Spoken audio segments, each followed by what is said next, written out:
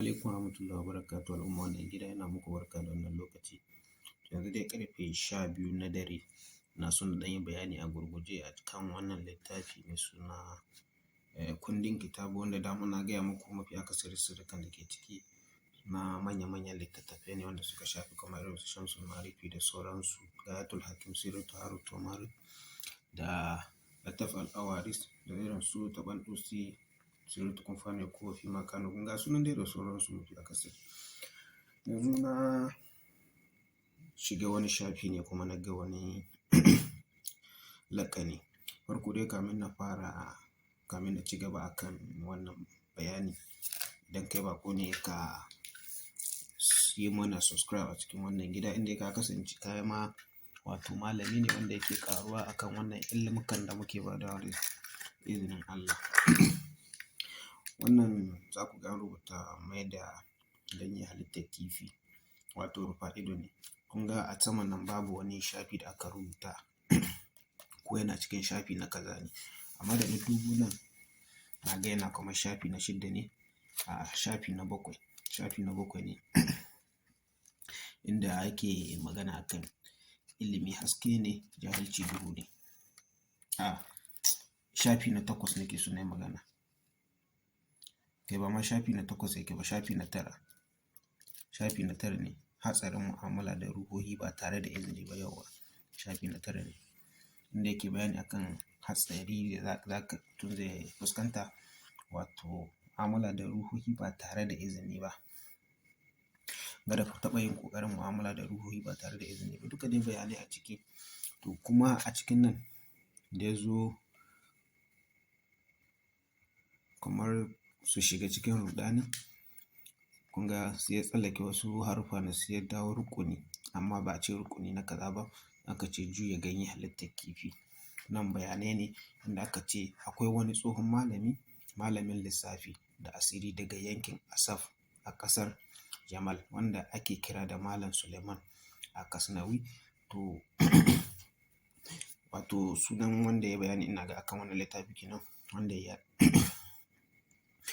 ya gada ilimin huruf, asrarul muqallaqat da sirrul jinn. Wannan rukuni ya samu asali ne daga wani tsohon littafi da aka samu a cikin rumbun karatun masallacin Ahmad Al-Buni, shugaban jinnu kuma marubucin Shamsul Ma'arifi. Kun ga kowa ya san Ahmad Al-Buni shine ya rubuta Shamsul Ma'arifi, kuma bai da wani littafi ina ga wanda ya rubuta sai Lataf al-Awaris, kuma Lataf al-Awaris shi ma ƙarni na 13 ne, kamar yadda Shamsul Ma'arifi yake ƙarni na 13. Duka abin da ke cikin Shamsul Ma'arifi shi ne ke cikin Lataf al-Awaris, sai dai bambancin lissafi da kuma yadda aka rubuta. Tun da mafi akasari Lataf al-Awaris za ku samu ilimin sijil ne a ciki, ilimin sijil irin wato ilimin taurari haka, ko bugun ƙasa da sauransu.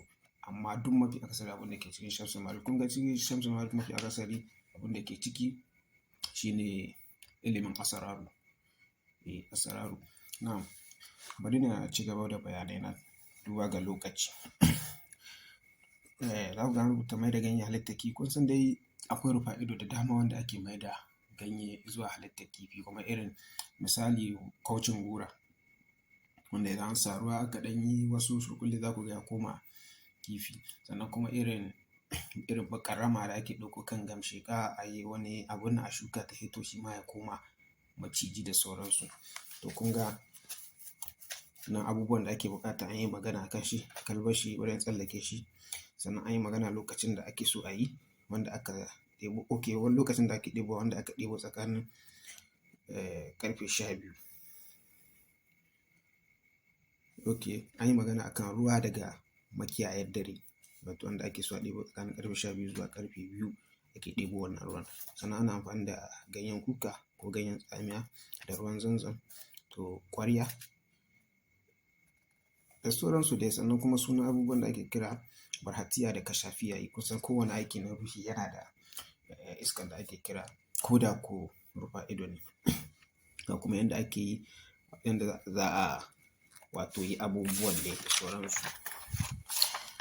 Za ku ga yana tsatsallakewa, ba wai na zo ne don in bi komai dalla-dalla ba. Wanda yake da buƙatar littafin yana da lamba na akwai lamba na a ƙasa zai iya neman lamba na ko a ina ne. So an yi magana kan abubuwa sosai a nan wurin.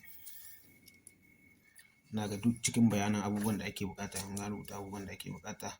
Ƙwarya dai kamar yadda aka faɗi da ganye da abubuwa dai da kuma man da ake amfani da shi wato hudu ko attar da kendir da sinadari da komi dai.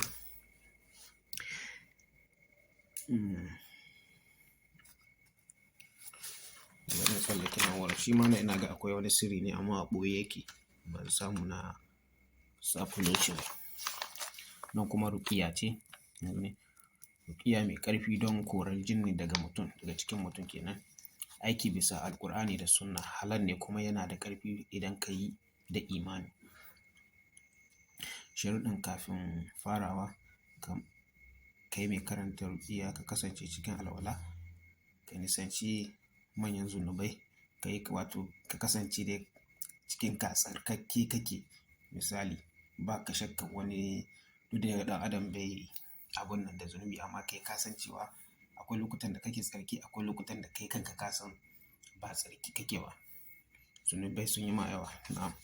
To sai mutum ya kasance da tsarkake ba wai ka je ka wa mutum ruƙiya ba.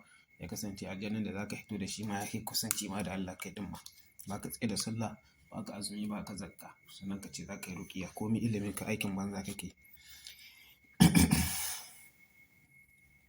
Kuma ka yi karatu da izza, wato an rubuta ka yi karatu da ƙwarin gwiwa, wato ka yi karatu da izza kenan akan da yaƙinin za su fita kuma ka fi su ƙarfi kenan.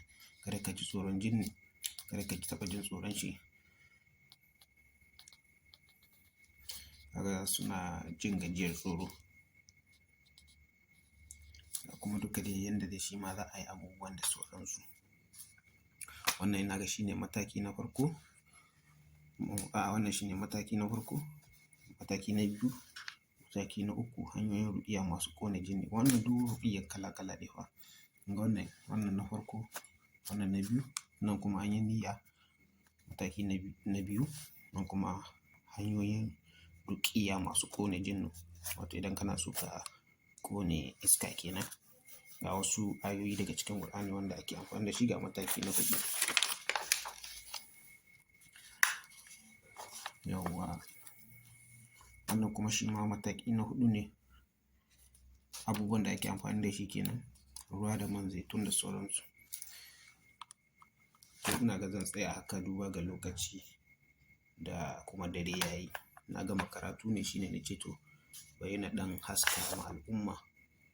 Wato kamar yanda muke haskawa.